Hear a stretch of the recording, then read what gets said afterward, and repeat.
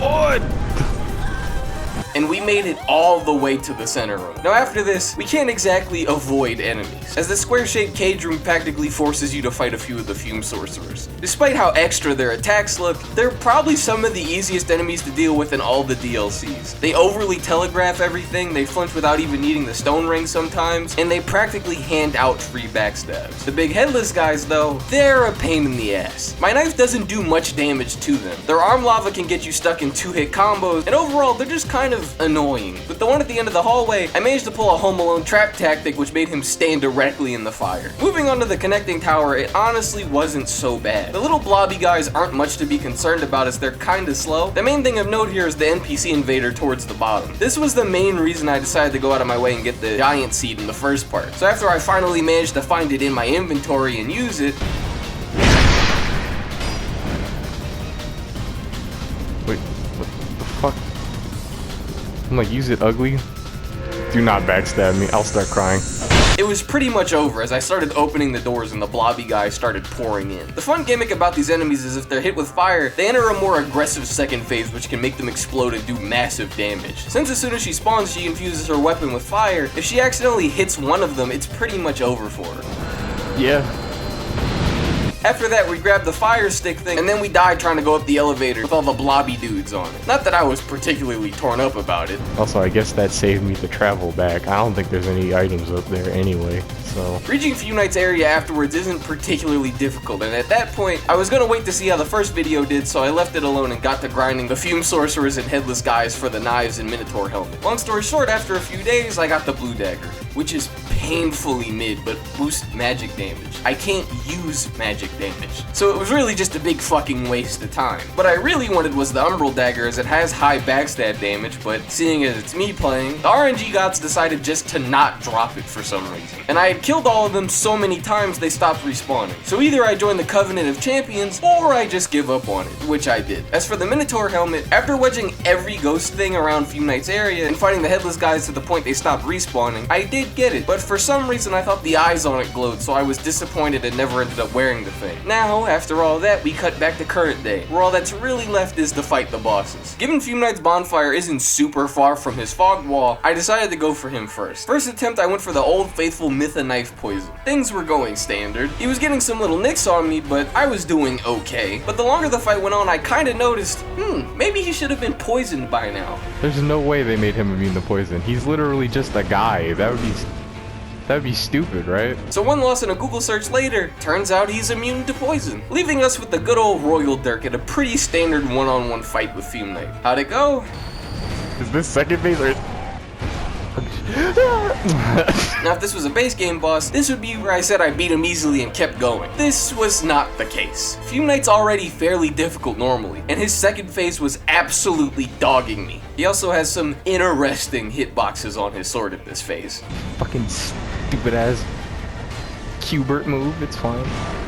I don't know about that one. After enough losses, a ring swap, and better understanding what he does, we finally managed to put him down. He has to be close to dying. There's no way he's not. Like, thank you, dog. Get out of my face. Allowing us to snag the crown and head on to the other bosses. Hey, baby girl, how about you give me that crown? Thanks. Good look. Ugly. But before that, we have a funny little side arc. As you saw in the first part, we killed the Vulcan guy. Seeing as I stopped wearing that set since like the Rotten boss, I kinda wanted to bring him back, seeing as he carries a lot of outfits I like towards the end of the game. Somewhere along the grapevine I had heard if you pay for forgiveness, he'd come back, and given how fucking much this priest was trying to rob me of, I assumed that would be true. So I gave practically all the souls from Fume Knight to the priest, and when I came back, he was still dead, obviously, because that's not how the game works. So now, slightly disgruntled, I headed back to the next closest boss, Blue Smelter. Now I'm sure we all know about how infamous the Blue Smelter run-up is, and for me, it was one of the easiest parts of this run. No, I'm serious. Once I got past the first time deliver room, I made it to the bottom, killed the wizard guy, then would wait for the headless guy to whiff a swing so I could get in the boss room. The fight is pretty much the same as the one from the last video, just the attack timings are slightly different, which didn't throw me off too much. Having correctly assumed he was weak to poison just like his base game counterpart, I used Mythos daggers, and I lost, with one real question on my mind. Bro, he should be poisoned now, bro. I can't see anything on him. He just glows in the dark. Like, what? Given he seemed to go into second phase quite quickly, I assumed it was working, and decided I'd feel out if I should keep using Mythos Blade or the Royal Dirk based on this next attempt. But as you know, the next attempt would require me to run through all of those enemies again, and it was easy. I honestly have no idea how I managed to get through this area twice practically unscathed, but here we are. And stepping back into the arena, I won. Yep, Blue Smelter and his arena only took 2 deaths off of me. In the last video, the only real issue I had with him was I had no real way to damage him, as I didn't know about about his poison weakness, and I barely had any defense. The rest of him, even his fire aura, wasn't super horrible. So now, even though he's buffed up a little bit, it's not like there was much he could do to surprise me. With both of them out of the way, all that's left was Alon. Funnily enough, I completely forgot where his area was, but bullshitted walking into the correct path. And then this comes down or up. See, I've played Dark Souls too. Okay, I might as well have been a dev. Okay, I know how all this shit works. I don't care. This is the Scholar Edition. This is all I deal with all day. Okay, whatever happens now is whatever happens now. They got emotes? Okay. So after all that, I step into Alon's memory and try to run past all 8 million guards, but I get spat on by everyone's favorite, the fire salamanders. So after getting a quick refresher of what the area looked like, damn! Just like Blue Smelter, I scrambled past all 8 million bosses and ended up in the boss room. What's up, ow? Alon, like Fume Knight, is a pretty fair fight. He's in line with a lot of the Dark Souls 3 fights, with fair openings but also moving semi-fast. What I had forgot about was his mix-ups with his lunge, which cost me both my first and second attempts. See, you were meant to dodge. And from there, it just kept getting more and more interesting. I don't know about that one. Stop. Why is he only hitting me with this move? That sounded like a death noise. Oh, man. Look at him. He think he posed for a screenshot. Look. At our fourth or so attempt, I managed to lock in, get my dodge timing right, avoid his funny, stupid hitboxes, and beat him.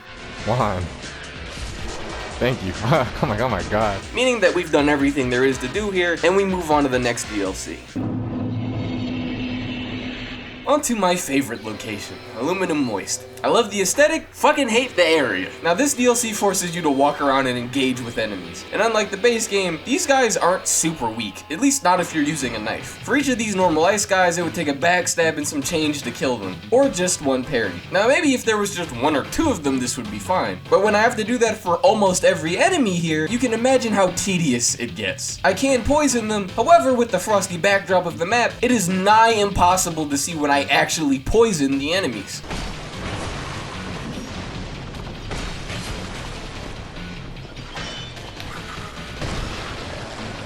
He was. Bro, guys, editing me is gonna play that whole fight raw. Tell me where you saw he got poisoned. The main early points of contention are this city plaza and the door room with the dogs in it. The plaza, I feel, is self-explanatory. A clump of 5 dudes with spears and swords against one guy with a knife. And then factor in any time I fail around this area, I'm sent to a bonfire before this, and I have to fight all these guys again. Then the door room is okay if I take out the prior enemies, I just have to be extremely careful to not get boxed in. Once we got past them, it wasn't that hard to reach the next bonfire. So after a few more misadventures, we reach the eye that lets us see Ava and we go back to the boss room. Ava is another very honest fight, so I shouldn't have died here. That being said, I died twice. No real excuses, I just got kinda sloppy. On our third attempt, we managed to get the cat out of the way, and then our real hell begins. The quest for the Loist Knights. Fuck the areas they make you go through to save these guys. The first one we saved was the one in the tower full of enemies. I very carefully tiptoe and train the enemies around to not aggro the golems. Take my time dealing with the 2 crystalback guys because they have a good bit more health than their normal versions. Save the knight, then parry the holy knight to death. On to the next pathway, we deal with the infamous Loist hedgehogs. You know what's more fun than dealing with an enemy with a permanent hitbox? An enemy with a permanent hitbox when you have no HUD. And upon going back down there, I stumbled into what I didn't know would be the next armored Dennis of this run. Alpha Armor Guy. I'm pretty sure he has a name, but with no HUD, I can't see it. Now, did we have to fight this guy? No, but after our first encounter, it became personal. Has anyone ever liked any spear weapon in the history of any of these damn games? And ever, just... And honestly, I think I started losing my mind near this section. I love playing make-believe. I'm making all this look really short for you guys, but this was like 2 days of me playing this DLC at this point. The next time I got back on, I got him to run to his second location, which prompted our final fight, which I feel I can't even summarize, as it speaks for itself. What is his poise? What are we talking about? Is he poisoned again? He has 2 heals. I don't ever want to see another spear in my life. Am I out of life gems? Oh my fucking god. He has 3! Y'all made him harder than the actual final boss of the game. 4?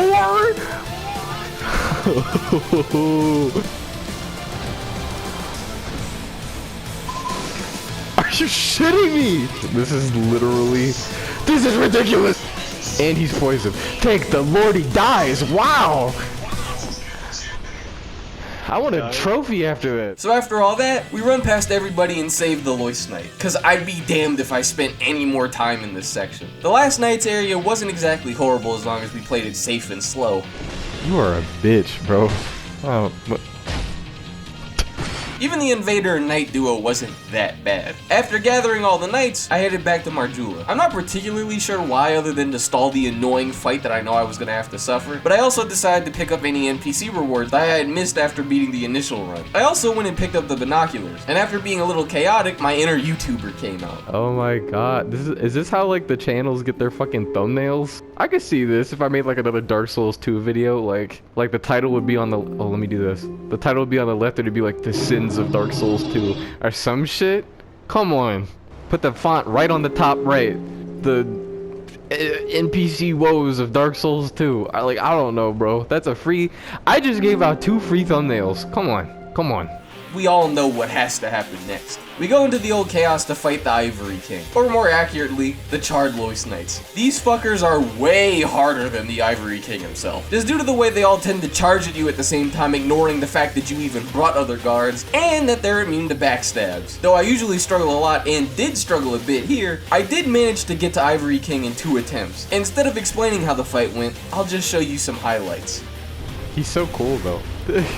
Oh, okay. Every time this man comes out, I forget how fast he can. You fucker. Oh. Oh, we're out. That roll had me stressed. I hope someone else's eyes bulged out of their head like mine did right there. I forgot we ran. The fuck? He's Soul Cinder? So after some last minute sightseeing, we all know what's next. There isn't even much for me to say here. The frigid outskirts is shitty as it always is, but even more so with my little daggers. Normally with any other weapon, you can at least stagger these guys, but since I can't do that here... God damn it! I might be cooked. I literally cannot dodge anywhere. God damn it.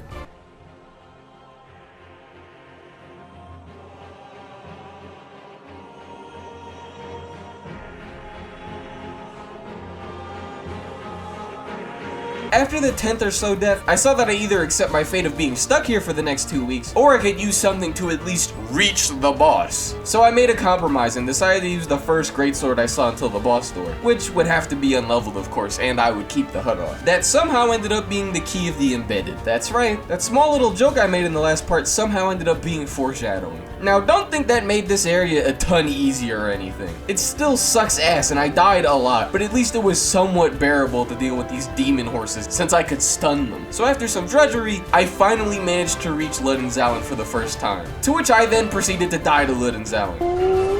No! Oh, that was almost really loud. That was almost super loud. Oh, bro, that was about to be real. And as you could imagine, I was thrilled with the thought of going through that area again, and again, and again. Honestly, at this point, I joined a party and started talking to my friends because I wasn't sure how long this section was gonna take. On the final attempt, I was pulling out all the stops because I was so fucking tired of walking through this tundra and fighting the demon corns for up to 10 minutes a pop just to reach the boss. And the funny thing about this is, I don't even think they're that hard. This is one of the better duo fights in this game. As I said earlier, Ava is one of the more honest fights in this game. Her movements are slow, so it's not insanely hard to react to her even if there is 2 of them. So here's the supercut of that fight. I need to kill this one. Like, this one has to die. Like, if I can oh, fuck. I got confused. I don't remember which one is which one, honestly. I know someone's gonna go like, wow, what are you, a goldfish? Bro has no recollection. I disagree with that hitbox, honestly, but okay. I wish I did not just get them confused, honestly. I wish that didn't happen. Like, how do I know which one is the what? Okay, I found out which one is the weak one. I found out. I've learned. I think this thing transforms, doesn't it? Like, it's got some special glowing second phase thing. Why is this taking so long? Oh, that's... Uh-oh. Let me find out that's a damage aura. I will literally shit myself. Are his animations faster or something? Like, I don't know what's different about him right now. I'm not gonna lie, using base knife was not in my intentions, but yeah, there we go. Oh my god, we're done with the Liam Loys. Oh, fuck this area.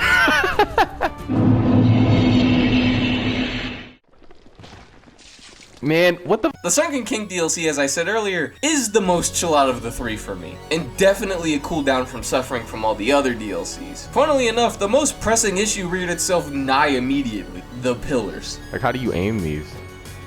Bro, this shit is ass. How do you... Bro, it's getting worse. Fuck, god. That was a whole challenge run right there. I think there is actually a smart way to do this. Hold on. Where are my knocks? Because I think if you line up with these and then you throw... Oh, I am him. Hold on. Anyone else you've seen play Dark Souls 2? Anyone else you've seen play Dark Souls 2? Invalid. Watch this. Over the top. I didn't know I was playing with like a professional football player. Like, he's got quite an arm on him. This is the shot. It's so easy. It's so easy. Did I plan on using the binoculars like this? No, but hey, it makes me look kinda smart in post. So after making our way to the temple, and Sin making a guest appearance... Oh, holy shit, is that a dragon? After working our way down, we reached the other stone buttons. The first one wasn't horrible after a little bit of finagling. Bam! Oh shit, I'm good. But the second one... I think I'm too tall. I really don't think I can make this one. Sorry guys, sorry. A bit more temple splunking with little difficulty later, we run into another invader. Now usually Jester Thomas here is a bit of a problem, but for some reason, his code just snapped in half. Bro, dude, you're a pyromancer, aren't you? Do some magic, Shurin? Come on! Now he's just, like, not coded. After running past the burnt nugget monsters and reaching the bonfire, I go back to level up and this happens. Kind of looks functional if I do this. And by functional, I mean... Okay. Then head back to the Sanctum for the Dragonstone in a certain section I may or may not show you. Now, I don't know if this part's gonna make it in the video. I just want everyone to know where the Dark Souls 2 design team's head was at. Like why does she have like a fully modeled ass? Then we reach the parkour section and fail at it. Yeah, let me make this jump. Oh shit. On our second attempt, we reach Alana. Now what I was expecting was for her to be somewhat annoying, especially since she summoned Velstad and not the little skeletons, but I hate to say it, she was kind of fun. Dare I say, probably the most fun duo fight in this entire run. I don't think I ever focused Alana in any of my attempts of this boss fight. I was so used to hearing complaints about Velstad and the skeletons, I always viewed it as a fight I just endured, not putting much thought into it. But playing it back now, I enjoyed it. Velstad's slow enough where avoiding him isn't super difficult. Alana also has a very slow moveset, a lot of which have a very reactable delay. So this one wasn't as much of a challenge as it was more me rediscovering how to enjoy this boss. Easy shit, man. First try? Get this fucking... Crack this shit, bro. Anyways, afterwards is Sin, a boss in one of the reviews I said was one of the better dragon fights in the trilogy. So needless to say, I didn't struggle too much here either, other than the occasional goofy hitbox.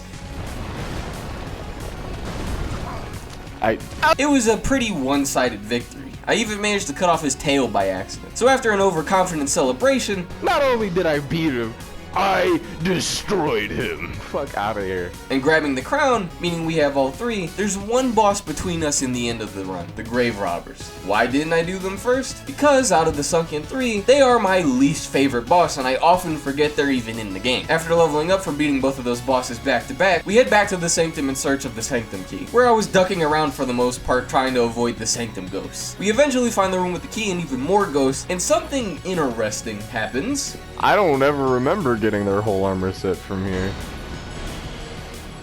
Did he just shoot dark? When did they just Coded that move in yesterday. Got to. After that, we hit to the bridge that leads to the boss fight, parried the random invader to death, then we scrambled to the boss area. The first run to the bottom was particularly bad, as I usually avoid this boss, so I didn't know exactly where to run to, which led to these statues spitting goo at me and randomly stunning me. Once I actually managed to make it to the boss, I bright bugged trying to get this done in one try. That did not happen. My main issue with this fight was how close Not Havel and Not Alva were standing in this fight. The archer was quirky, but not a serious problem. But when you're using a weapon with little range and very little stagger, I'm sure you can see why I would have a problem with this trio fight. Funnily enough, on my second attempt, my controller just straight died, and when I switched to my shitty controller with drift, they immediately caught up to me and ganked me. This obviously prompted a little break. Okay. Got a full meal. And by a full meal, I mean cereal. And, it's been like 15, 30 minutes or some shit. So, let's see what's good, man. And afterwards, we were right back at the fight. I managed to slowly whittle down the archer's health and then kill him. Afterwards, I jumped down, and for some reason unknown to me at the time, the Havel guy didn't follow, which prompted a one-on-one fight that was way more difficult than it had any reason to be. And if you're looking in the background and wondering why I'm healing with rogue water, I clean ran out of life gems at that point, meaning I just had to heal with what I had. After I finally managed to beat Not Alva, I immediately saw what happened to the Havel guy. He got stuck on the fucking... Let's go. Which, while not as bad as Not Alva, was a bit difficult since I had practically no healing resources to work with and my parry game was really bad for some reason. Oh my god. Oh, he's dead. Oh.